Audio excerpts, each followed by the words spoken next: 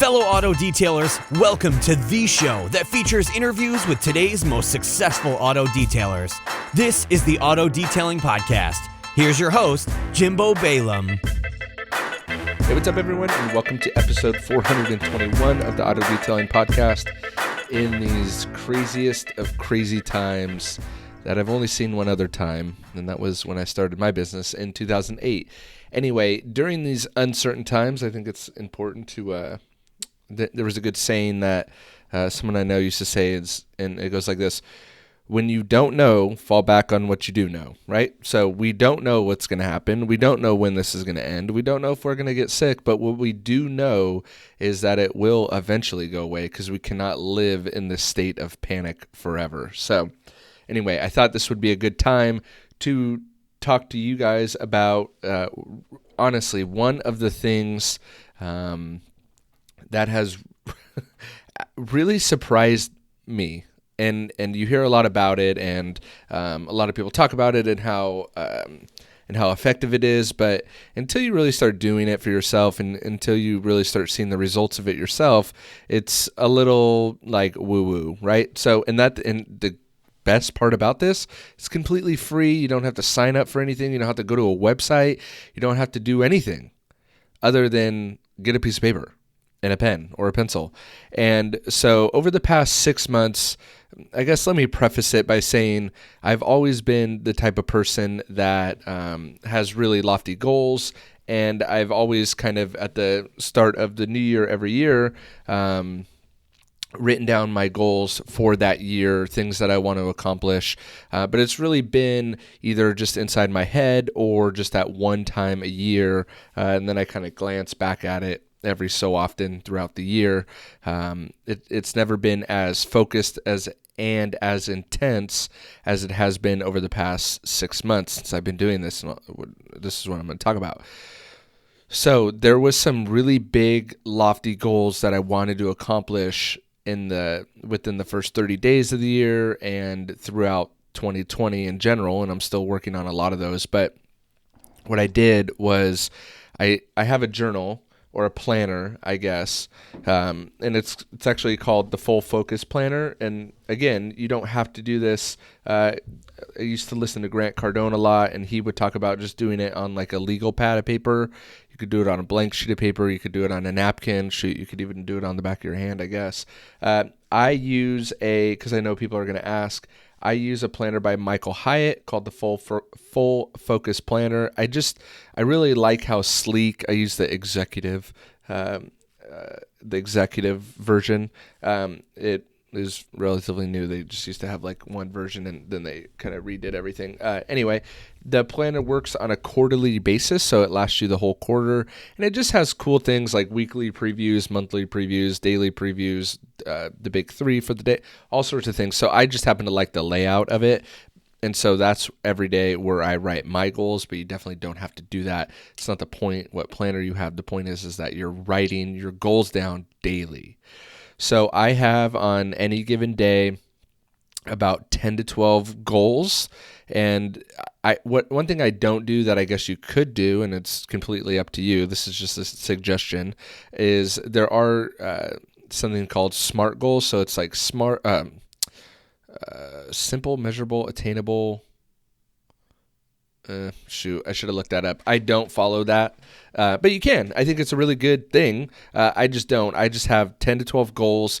Some of them are financial goals. Some of them are business goals. Some of them are family goals. Some of them are personal goals, and some of them, like I said, are family goals. How many vacations I want to take this year, what I want, how I want to act as a husband and a father, how I want my family to perceive me and receive me as, what I want to be to them, a leader and this, and someone who encourages them and all that. Then I have really specific financial goals, and one thing I want to know about the financial goals and business goals is that, so when I was starting to do this about 10 months ago, I wrote down a financial number of income that I wanted to make in the following year. And as I was writing it, I remembered, and I don't listen to him a lot anymore, but I did for a long time, Grant Cardone, and how he always said to, his big thing is 10x, right? And so as I was writing these financial goals, I thought to myself, writing this in the position that I am right now seems really big, but I think I should write it even bigger, right? So I think I should 10x this goal, right?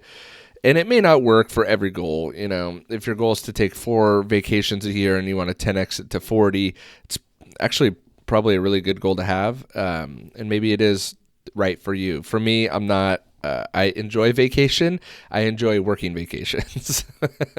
And so everyone's goals are going to be different, and everyone's aspirations are going to be different as well. But I just encourage you to set lofty goals, not to set comfortable goals. And the point is with the business goal or the income goal, if I would have only set that original financial goal, I probably would have hit it and maybe surpassed it. But since I have a goal 10 times as big as that original financial goal, it keeps me motivated to strive even higher and to not settle. So for me, it's a really big thing to never settle in life. I love taking risk. I get really bored in that comfort zone with a lot of things. And so I try to push and strive for better and better and better, and growth and growth and growth. And so I would encourage you to do the same. So the thing that has totally transformed and has really just completely blown me away, and a practice that I've started to do, and this is why I wanted to do this podcast, because I want to encourage you to do it too, is to take 10 or 12 goals or 15 goals that you have, could be professional and personal, and write them down every day. Every single day. I like to do it in the morning because my day tends to get away from me. And I'll be completely honest with you, when it comes to the weekend, I'm usually bad at it. But what I found really is nice about it is it seems to give me, at least, a constant, a constant in my life to reflect back to. So it's like, I try to do it more on the weekends, but with family and all that, it gets really difficult to do, even though it only takes 5 or 10 minutes to do it. But writing them every day gives me that constant, and it gives you the perspective to be like, okay, I'm on track. This is what my goals are. This is what I'm doing. And it really keeps them in the forefront of your brain, which is probably why you start hitting the goals. And so, that's exactly what happened to me. I wrote down lofty goals of things that I wanted to accomplish, and then something insane happened, and I really didn't expect this, is I started to hit the goals and then accomplish the goals. And then unfortunately, and it really did, it sounds crazy, but it really did become a problem, is that I hit the goals. I accomplished them. And so I had to, and I really remember almost being bummed that I had hit some of these goals because they were big milestones and they were big deals for me. And then I hit them and I was like, crap, now what? Okay, I did that. Now what?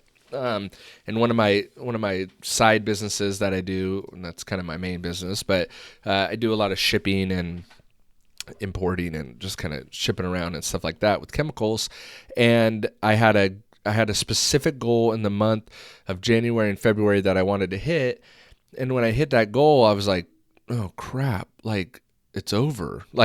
Phenomenal that I hit it, but I got to reset some new goals. And that happened with some personal goals as well.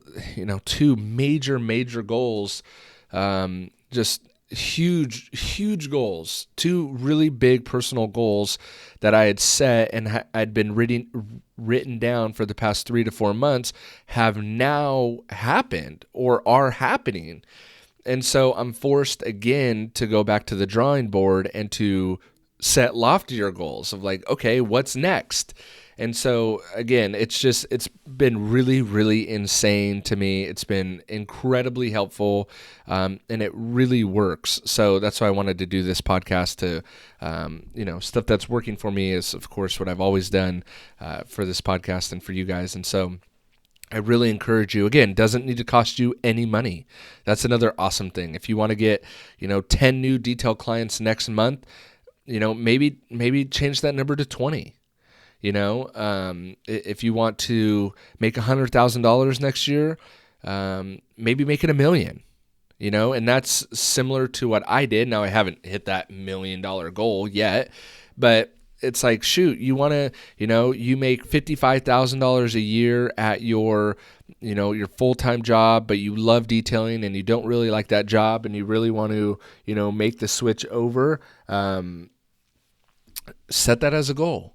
By December 31st of 2020, I want to be able to quit my full-time job and do detailing full-time, and write that goal down every single day. And what's insane too, and I don't know how to explain this, is that the world starts to work for you, not against you. Doors start flying open, and so I'll let you in on one goal so mixed in with these goals too, and I'm really sorry if this is just like diarrhea of the mouth, but I feel like it's important. So one, I mix in mantras with my goals. So because really, and it's funny, I tell Heather, my wife, this, is that by writing down mantras, and I'll share one mantra that I have with you, I look at it as I am tricking myself into believing myself. And so one of the mantras that I use and write down, and if I don't write it down every day, I at least try to say it and remember it and keep it at the forefront, is, and it's a little different every day, but it has the same premise, is that ideas and opportunities come to me freely, effortlessly, and easily. Now, when I say that, and it made total sense in my head, and then when I said it out loud and told my wife, she's like, well, why do you want it to come easy to you? And when I say easy, so ideas and opportunities come freely and easy and effortlessly to me, I don't mean that I just sit on my couch and things come to me. I mean, as I'm working, as I'm in discussions with people, as I'm at the grocery store, as I'm doing my thing throughout the day and working towards these goals that I've set and that are in the forefront of my brain because I've written them down every day, is that things that are out of my control come to me freely, right? So I may be working on a detail. Perfect example what happened to me. All right. So ideas freely and effortlessly come to me. And so I'm out, we're dealing with this coronavirus thing, right? And so I have to get out of the house every once in a while. And luckily I live right by the beach. And I have an electric bike that's really cool. It's called a Super 73 bike. And so I like to take my kids on it and whatever. And so we've been a little pent up. And so I took my kids out on a bike ride. I bump into a neighbor he's talking to his friend. One thing leads to another, and a business opportunity came. I haven't closed a deal or anything, but a business opportunity came out of that interaction. I couldn't have planned that. It wasn't meant to. It was meant to be, but it wasn't planned or coordinated or anything like that. But it effortlessly came to me and freely came to me because of the right place at the right time. And I look at that as, God working in my favor and the world working in my favor, which I think we all have that opportunity to do when we're focused on things. And so it's been things like that just over and over and over, to the point where I couldn't deny it anymore that this was working, which then becomes even more motivating to do it more and more and more, right? So I'm definitely taking more and more steps to, it's like, shoot, if this is what happens when I write down my goals once a day, what happens if I write down my goals twice a day? Like, you know what I mean? And it just is awesome. And I definitely tend to be more business minded with my goals. So one of the goals that I set early on was to definitely be more family focused and family minded as well, and make sure that I'm setting family goals as well. So that was a goal in and of itself. To be a loving husband, father, friend, which I'm really bad at being a friend. And so anyway, I think that's enough. I think you get the point. The point is, write your goals down every single day. Small goals, big goals, lifetime goals, immediate goals, kind of whatever you feel, and I encourage you to just take 10 or 15 minutes and just kind of sit there in silence and think about what you want your life to look like, what you want your detailing business to look like, what you want your family life to look like, and then let the goals birth out of that. And then set them down and write them. And usually what I have to do on those days that I just don't feel like it is I reflect back on the days that I wrote down really good goals, and I just pen it out and just write it out and just do it. Because there definitely are days that I don't feel like it. So I hope that at least encourages you guys. It's definitely, I know it's not a tool or a tactic or a program that you can buy or a new course that I have, but it's something that's been incredibly effective. And it's cool because no matter where you live in the world, no matter how isolated you are or how restricted you are on going out right now, that is one thing that you can do today, every day, from wherever you are. If you're on vacation or you're stuck at home, you could do it. So I encourage you to start today and make it a goal that you write down your goals every day. How about that? All right, guys and gals, thanks for listening. I will catch you on the next episode.